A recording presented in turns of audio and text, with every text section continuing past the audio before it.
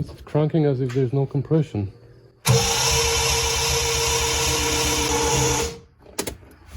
Something is wrong. Hey guys, welcome to another episode of the 75 TR6 that is being worked on in the Rusty Beauty's garage. And in the last episode we had some disappointments. We did the timing wrongly and we had absolutely no compression. So we had to do a major disassembly again and redo the timing, but it was done, so it's behind us, and now we can see if this time we're gonna be able to start the engine. So without further ado, let's get crack-a-lacking.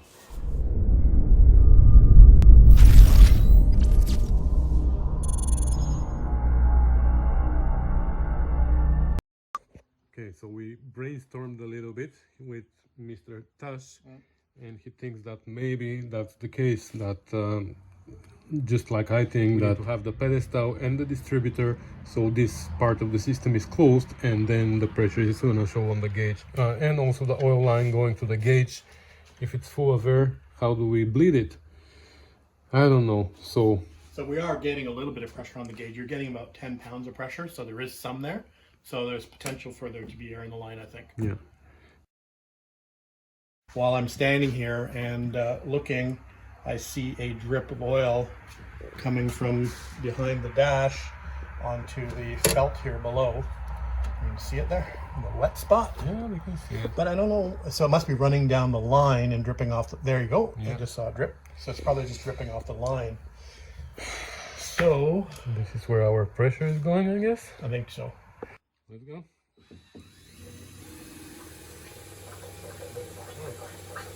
Okay. So now it's going to 50. Okay, so David with his small hands yesterday when he was installing this didn't tighten one of the fittings. It was this guy. Anyway, so that's tight. It builds pressure now. Of course, that's only with the drill, so that's why it goes to 50. So our theory that we're thinking that this needs to be close to show oil pressure, well, people believe in what they want to be truth, right? Well, there's obviously air in the line. Yeah, also there was air. We just bled it. I left it open on purpose because I wanted to bleed it. I see. Gotcha. Hey, don't call me stupid, okay? Okay, so now it is primed. I'm gonna close it. I'm gonna install the gear. I'm gonna close it, and then let's try to start it. So next time you're on, probably, hopefully, it's gonna be the attempt to start it. Okay, so everything is put back together. We're just giving it a coat of looking and staring at it, just making sure that everything is. Yeah, hopefully I don't see any more stuff dripping or. You look with your eyes closed, please. The battery charged up? Battery is charged. I cranked it yesterday. Oh. It was spinning as if there were no pistons inside. Oh, It was nice. that sounds familiar. Yeah, we topped up the oil. There's coolant. You got gas? Gas, yeah, I primed the system yesterday. Okay. So it should, in theory, it should start. So let's set you up on the stand and give it a try. Yeah, well, Let's try. do you want to do the honors? Okay. I didn't rebuild it. All right. It's not in gear.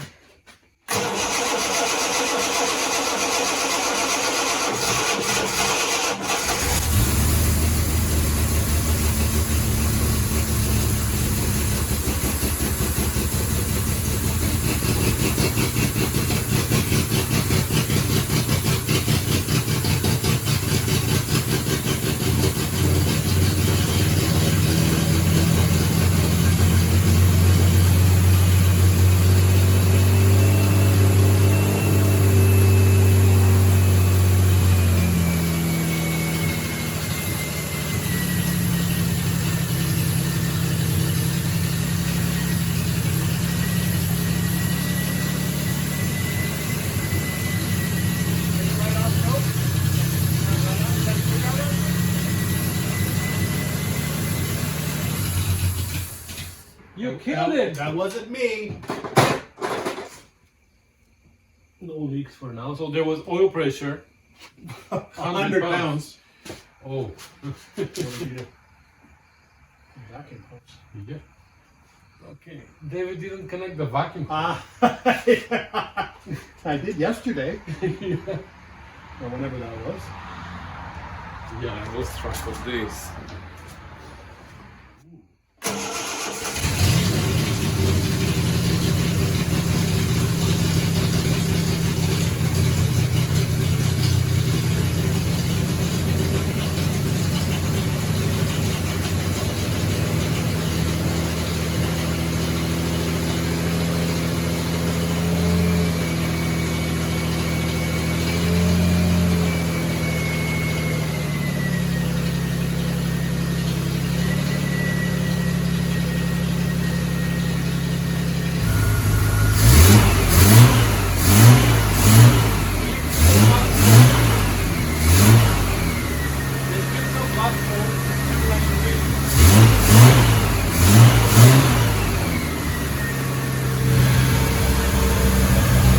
Alright, so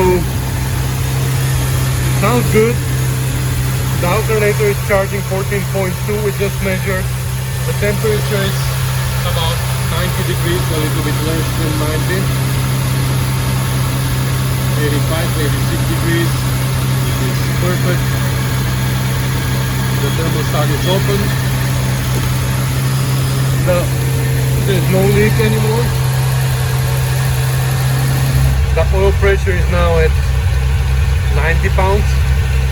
I think it's too much, so we're gonna remove that washer. Remember that we were debating whether to keep it or not. We're gonna remove it. It's idling a little bit high, but we're gonna rebuild the carbs anyway. So it's running well. Finally.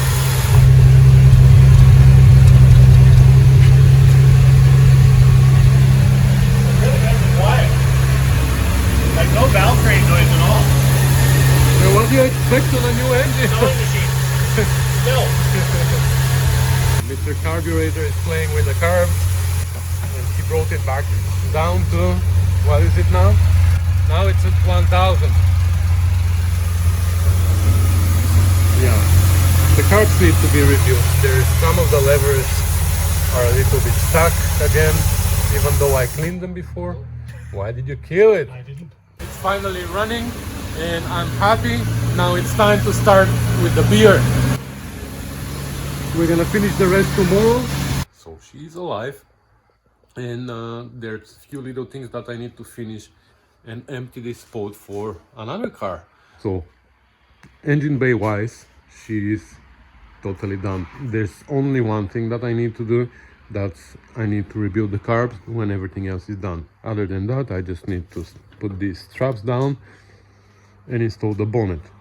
Inside here, of course, I need to hook up the drive shaft and I need to bolt down the transmission. It's not bolted down there. The shifter is still missing, so we're gonna put the shifter back on. We're gonna assemble the oil gauge, which I took apart yesterday because it was leaking.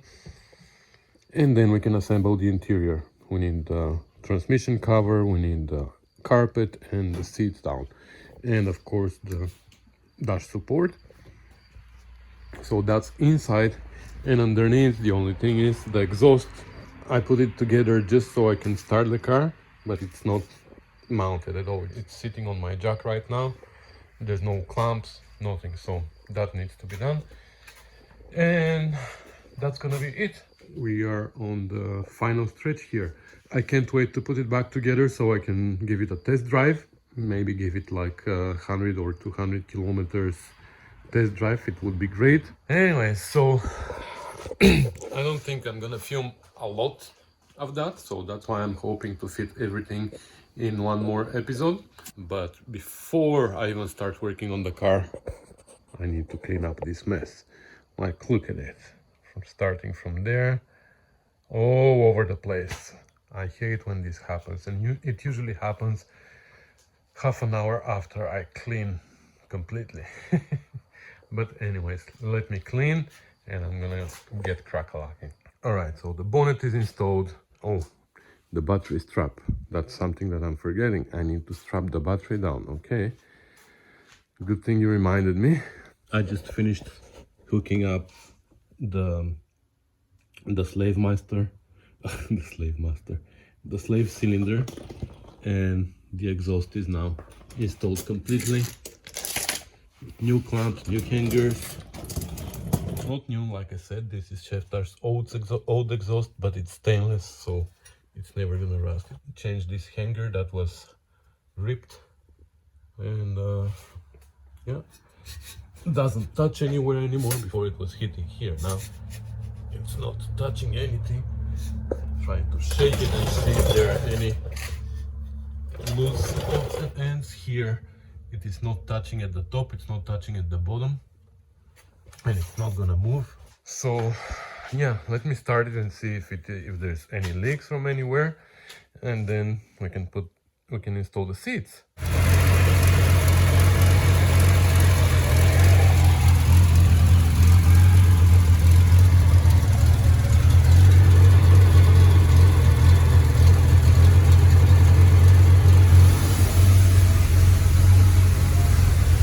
Oil pressure is way too high, like I said, so I'm gonna remove that washer from the spring, but the temperature gauge and the fuel gauge don't work, which means that probably the voltage stabilizer is either unhooked or not, doesn't have ground or something like that. So I'm gonna go underneath and check it.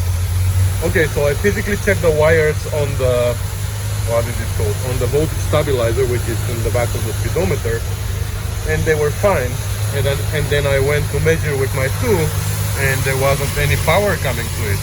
So I came here, and it turned out that the green circuit, well, the fuse was blown. So I changed the fuse, and now our fuel gauge is working. However, our temperature gauge is still not working. So to find out if the gauge is a problem or the sender, I'm gonna put you on the stand, and I'm gonna go and ground that wire. If we ground this wire, the gauge should go all the way up on the temperature.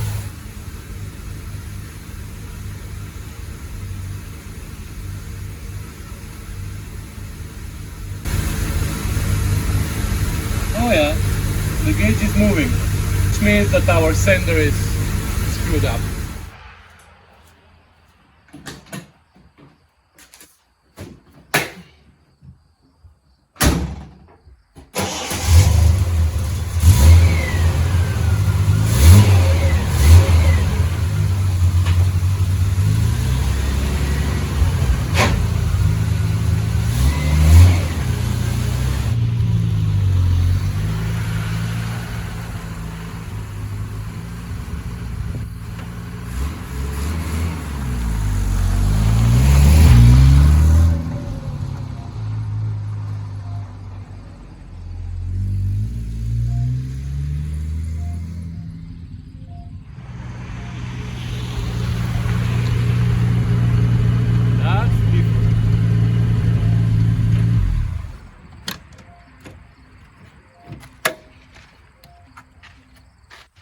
Well, that's something else.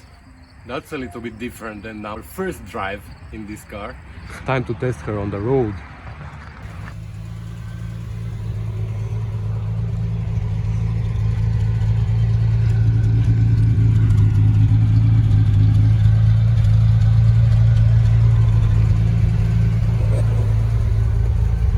Okay, the temperature gauge is moving now. I changed the sender, and now the temperature gauge is moving, so let's see how far it's gonna go.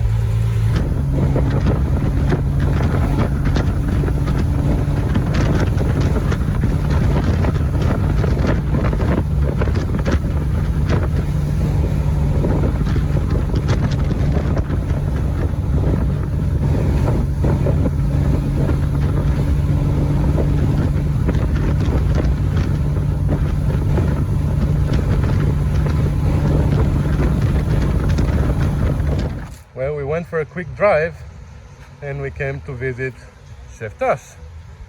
We left him 2 hours ago here, and he of course started playing. I had to see it in the sun for the first time. Yeah? We got a nice sunny day. Since you have the trailer, Yeah. I had an empty spot. I had to move it it out in the driveway. Yeah, I found him here sitting and just staring at his car. I was sitting on the milk crate just looking at the car. Beautiful. Well, there you go. It's delivery day. And Trevor is on his way. He's actually 10 minutes away from here. Just texted me, so soon he's gonna be here and he's gonna pick her up. I put the top up because they're calling for rain a little bit later on the way for Trevor, so I put the top up. It's a very old top. It doesn't fit here anymore. It shrunk, so there's a hole here. The zipper is busted, so I put 3 zip ties to hold it up there, and then I sealed it with duct tape. Of course, if it is moving and it's not supposed to be moving, duct tape is the solution. If it's not moving but it is supposed to be moving, WD-40. So these are the best solutions. On this side also, it's not close, yeah, and she's gonna be out of here soon. We're gonna miss her, but she needs to open the spot for my GT6, which is already outside waiting in a trailer. Let me show you. Yep, the GT6 is over there waiting to come in. Okay, so the POS plates are off, the too much fun plates came in, and now the fun begins for Trevor. He's on his way, and there's gonna be a few more weeks, I guess, with good weather, so he's gonna enjoy it. Good luck, Trevor.